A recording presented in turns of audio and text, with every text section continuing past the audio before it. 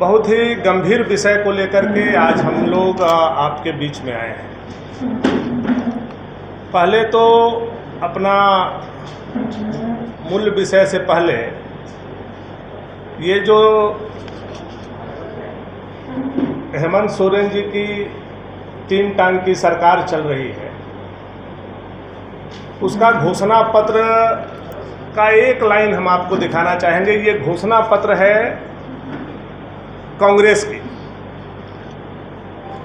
जिसमें इन्होंने 13वें पॉइंट पर लिखा है कि हम पारा शिक्षकों को नियमित करने के लिए आवश्यक कदम उठाएंगे।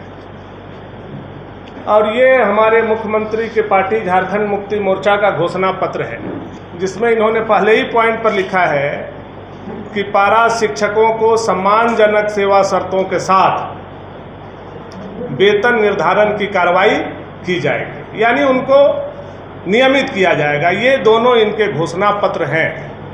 अब आप सोच रहे होंगे कि इस घोषणा पत्र की आज क्या आवश्यकता पड़ गई।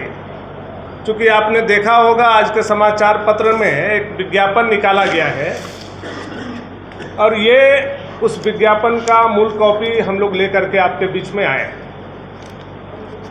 26,001 पदों पर शिक्षकों के बहाली के लिए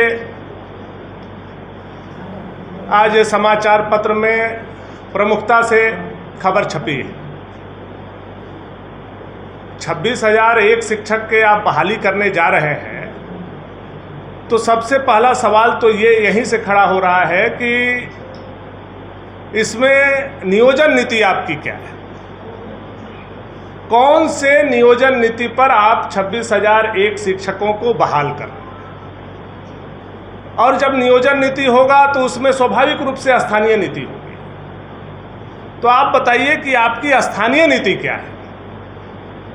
सबसे पहले सरकार के अधिकारी या सरकार के प्रवक्ता आकर के झारखंड प्रदेश के युवा को यह बतलाने का काम करें कि वो किस नियोजन नीति पर और किस स्थानीय नीति पर 26,000 शिक्षकों को बहाली करने जा रहे हैं। कुछ दिन पहले आप लोगों ने मुख्यमंत्री के भाषण को सुना होगा, तो उन्होंने कहा कि 1932 हमारा मुद्दा आज भी जिंदा है। उनके वक्तव्य से ही ऐसा लगता है कि मुख्यमंत्री के लिए 1932 केवल एक मुद्दा है, संकल्प नहीं है, वो राजनीतिक मुद्दा है।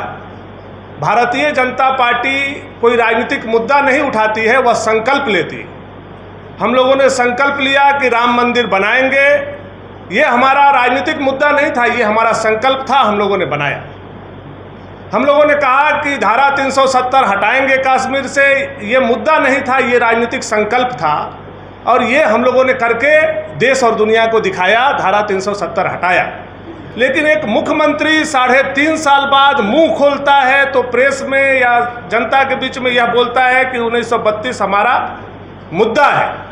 तो मुख्यमंत्री को यही बताना चाहिए कि आपका जो 1932 मुद्दा ही है, वो संकल्प आपका नहीं है। ये झारखंड प्रदेश की जनता और युवा समझ गए हैं कि आप ठग करके वोट लेने का काम किए और ठगों के सरदार आप बन गए हैं। ये जो आपके मंत्री हैं वो ठग हैं और ठगों के राजा आप हैं।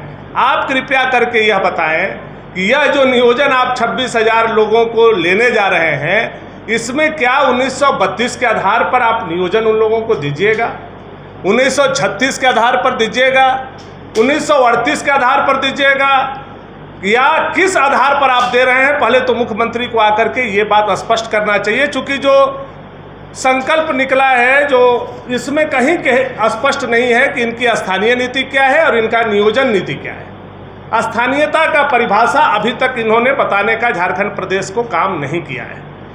बार बार ये केवल है स्थानीयता और नियोजन नीति केवल इनका राजनीतिक मुद्दा है, और इस मुद्दा के आधार पर ये झारखंड प्रदेश के युवा के भविष्य के साथ खिलवाड़ कर रहे हैं।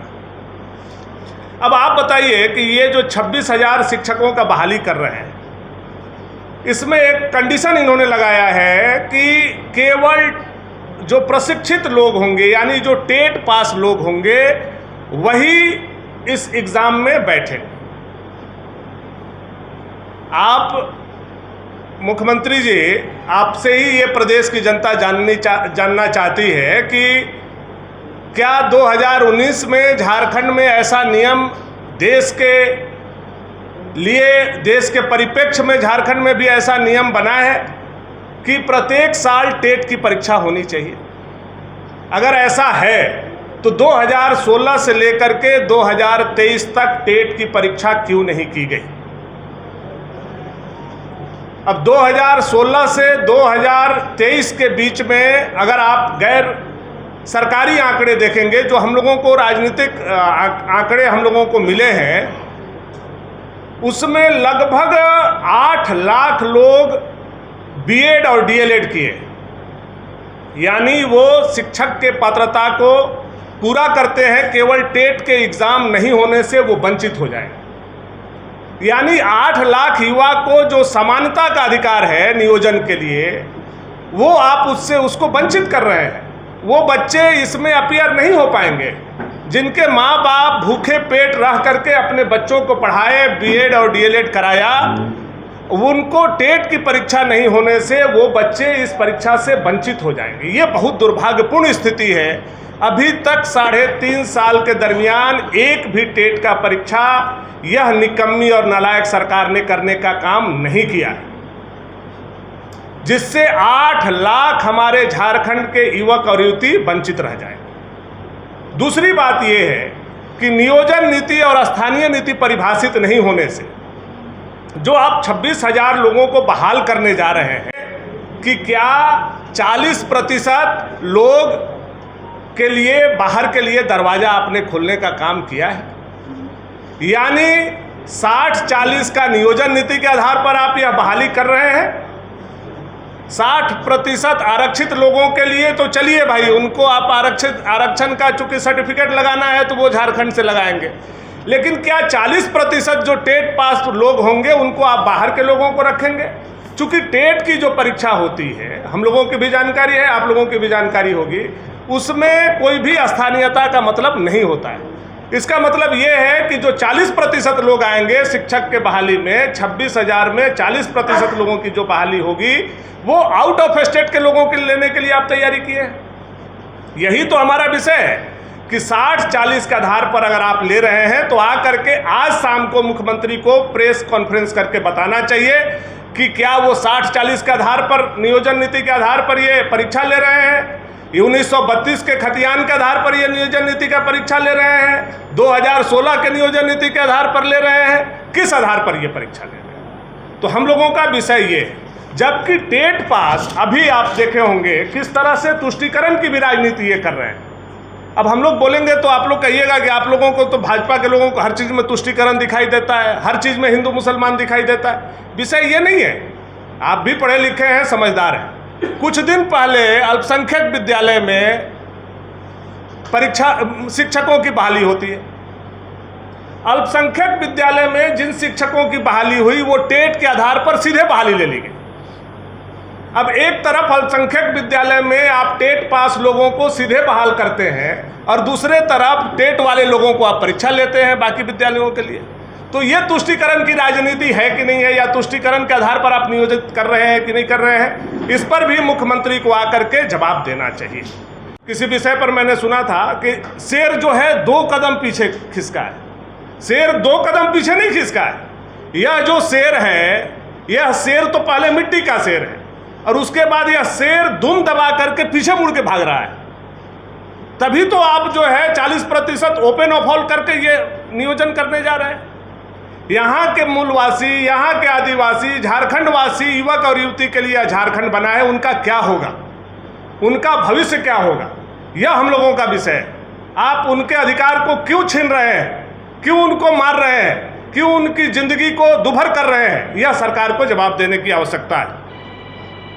अभी तक कोई टेट का परीक्षा नहीं होने से लगभग 8 लाख छात्र और छात्राएं वंचित जो हो रहे हैं, या जिनका उम्र सीमा टेट वाले 2016 वाले का भी, टेट वाले लोग का उम्र सीमा जो पार कर गया, इसके लिए सरकार क्या कर रही है, यह भी विषय यह भी है कि पिछले बार जब विज्ञापन निकला था तो आपने कहा था कि 50% महिलाओं के लिए आरक्षित किया जाएगा। जबकि यह जो विज्ञापन निकाला गया है इसमें महिला का कहीं एक भी लाइन जिक्र नहीं है कि 50% महिलाओं के लिए भी उसका कोई रिजर्वेशन होगा। तो कई तरह की बातें हैं जो यह दर्शाता है। आपने बोला आधा पारा शिक्षकों के लिए होगा। अब पारा शिक्षक का तो मैंने आपको बता दिया कि पारा शिक्षक को आपने किस तरह से घोषणा क्या किया था, पारा शिक्षकों को आंदोलित कैसे किया, पारा शिक्षकों को वर्कर बना करके वोट कैसे लिया, और फिर पारा शिक्षकों को धोखा आपने कैसे दिया। केवल पारा शिक्षकों को आज 3.5 साल पौने 4 साल में एक चीज़ मिला है कि पारा शिक्षक का नाम बदल करके सहायक अध्यापक कर दिया। केवल एक चीज़ मिला है, बाकी उतना ही वेतनमान मिला था जितना वेतनमान रघुवर दास जी के समय में बढ़ा था, उसी के एवरेज से इन्होंने बढ़ाने का काम किया। बाकी कुछ नहीं मिला, केवल धोखा मिला है। और ये जो झारखंड प्रदेश की सरकार है ये पारा शिक्षकों के साथ भी धोखा कर रही है, टेट वाले लोगों के साथ भी धोखा करने का काम कर रही है। इसलिए ऐसा प्रतीत हो रहा है, और बहुत सारा ऐसा विषय है क्षेत्रीय भाषा जिसमें टेट लोग पास किए 2016 में, यह भी महत्वपूर्ण विषय है। बहुत ऐसा भाषा है क्षेत्रीय भाषा जिसमें लोग टेट पास किए, और वो भाषा आज जो है रीजनल लैंग्वेज से आपने हटाने का काम किया। वो छात्र क्या करेंगे, ये जवाब भी सरकार को देना चाहिए। और इसी सब के चलते ये सब विषय कोर्ट में जाता है, और कोर्ट जब सवाल करता है तो आप कहते हैं भाजपा वाले लोगों ने खारिज करा दिया, गवर्नर ने खारिज करा दिया। आप बताइए 1932 के आधार पर जो आपने बनाया सदन में, उसको गवर्नर ने लौटाया, तो गवर्नर के लौटाने से पहले कौन आपको वापस किया था? ये वापस किया था, ये आपको वापस किया था, ऑब्जेक्शन किया था लॉ सेक्रेटरी, विधि विभाग ने आपत्ति किया था। उसके बावजूद आप कानून के धज्जी उड़ाते हुए और अपनी कुर्सी को बचाने के लिए जो बंद लिफाफा आया था, आपने आनन फानन में वैसा करने का काम किया। इसमें एक और सबसे बड़ा विषय है, उसको आप लोग जब अध्ययन करेंगे तो देखेंगे, टूट जाएगी भाजपा क्यों पार्टी बनेगी। लेकिन झारखंड के युवक और युवती के साथ अगर आप छल करेंगे, उनके अधिकार को हनन करेंगे, तो सभी प्लेटफॉर्म पर हम अपनी बात को प्रमुखता से रखेंगे। मुख्यमंत्री के मुंह से सुनना चाहते हैं कि क्या है राज्य में स्थानीय और नियोजन? देखिए, हम तीसरी बार के विधायक हैं, नादान तो नहीं हो सकते, और हम मुख्यमंत्री से जानना चाहते हैं कि आपकी नियोजन नीति क्या है और किस आधार पर आप नियोजित कर रहे हैं। उन्होंने तो बता दिया है क्या है नियोजन नीति और स्थानीय नीति। नहीं बताया है। 85 लागू है, उसके बाद नियोजन ओपन फॉर ऑल है, इसमें कहाँ किसी को। वही तो हमारा कहना है, जब नियोजन ओपन फॉर ऑल है तो आप झारखंड के कुर्सी पर क्यों बैठे हैं? आप तो बाउंड्री लगाने के लिए आपको जनता ने भेजा है वहाँ से ना, झारखंड को कवर करने के लिए जनता से वोट मांगा है आपने ना, झारखंड को बाउंड्री लगा करके यहाँ के लोगों को नियोजन देने के लिए आप कुर्सी पर बैठे हैं ना। फिर आप क्यों ऐसा कर रहे हैं कि ओपन ऑफ हॉल में सारे लोगों को यहाँ एंट्री दे रहे हैं? यही तो आपका भी मुद्दा था, यही मुद्दा आप पर हम लोगों ने खड़ा किया है। तो वो तो कह रहे हैं भाजपा ने समर्थन नहीं किया, राजभवन में फाइल लटका देती है, 32 में हम लोग के साथ कहती है खड़े हैं। विधि विभाग का सचिव का बहाली हम किए हैं क्या? भाजपा की है क्या? विधि विभाग के सचिव हमारे हैं क्या? उनका ऑब्जेक्शन हम लोग हाथ पकड़ के करवाने का काम किए हैं क्या? वही तो गवर्नर ने पूछा है, जो विधि विभाग ने आरोप लगाया है। आगामी विधानसभा सत्र में भी क्या इस मामले में बीजेपी लेकर जाएगी, क्या आप लोग? हर एक विषय को, जब तक ये नियोजन नीति और स्थानीय नीति सरकार के द्वारा, सरकार के मुख्यमंत्री उचित प्लेटफॉर्म पर आकर के नहीं बोलते हैं कि हमारा नियोजन नीति क्या है, हमारा स्थानीय नीति क्या है, हम बहाल करेंगे तो पूरे देश भर के लोगों के लिए आमंत्रित करेंगे, ऐसा हम बहाली निकाल रहे हैं, ये आकर के मुख्यमंत्री बोले, फिर उसके बाद देखा जाए। हम लोग तो सड़क पे ही हैं। आप देख रहे होंगे पिछले 1 साल में भारतीय जनता पार्टी ने मंडल में प्रदर्शन किया, जिला में प्रदर्शन किया, सचिवालय का घेराव किया, मंत्रिमंडल का घेराव किया, विधानसभा का घेराव किया। हम लोग तो छोटे से छोटे विषय को लेकर बड़े से बड़े विषय पर सड़क पर हैं, और इनको जब तक कुर्सी से नहीं उतार देते हैं तब तक हम लोग सड़क पर रहेंगे। लेकिन इतना सारा विज्ञापन निकला, आप कभी प्रेस कॉन्फ्रेंस नहीं किए, ये टीचर वाले को लेकर इस तरीके से आतुर हो गई भाजपा की, क्योंकि ये हो जाएगा ऐसा लग रहा है इस वजह से। नहीं, जो आपकी घोषणा क्या थी और आप कर क्या रहे हैं? आपकी करनी और आपकी कथनी में जो अंतर है वो प्रदेश के युवक युवती और प्रदेश के जनता को जानने का हक और अधिकार है। हम विपक्ष में हैं, हम बराबर आईना दिखाने का काम, आप गलत करेंगे हम आपका हाथ पकड़ने का काम। बालू जी, आपने कहा कि 16 से 23 तक टेट की परीक्षा नहीं हुई, आपके कार्यकाल में बीजेपी के कार्यकाल में भी टेट की परीक्षा नहीं हुई, उसका क्या जवाब? नहीं, 2016 में परीक्षा हुआ, 2016 में परीक्षा हुआ। इसके बाद 2019 में एक कानून बनाया गया कि प्रत्येक साल टेट की परीक्षा अनिवार्य है, और आप जान रहे हैं कि उस कानून बनने के बाद कौन यहाँ सरकार में है। ये किसकी जिम्मेवारी बनती है एग्जाम कराने की? कानूनी भाजपा का क्या मानना है कि जब तक टेट की परीक्षा नहीं होती सीटेट को भी मान्यता दे राज्य सरकार? नहीं, हम लोग ने अपना विषय को बड़ी प्रमुखता से रख दिया है। हम लोग कोई भी ऐसा विषय को डाइवर्ट नहीं करना चाहते हैं कि कल के डेट में कोई रास्ता दाएं बाएं मुख्यमंत्री घूम करके निकल जाए। हम लोगों का स्पष्ट कहना है कि आप झारखंड के युवक और युवती के साथ धोखा दे रहे हैं।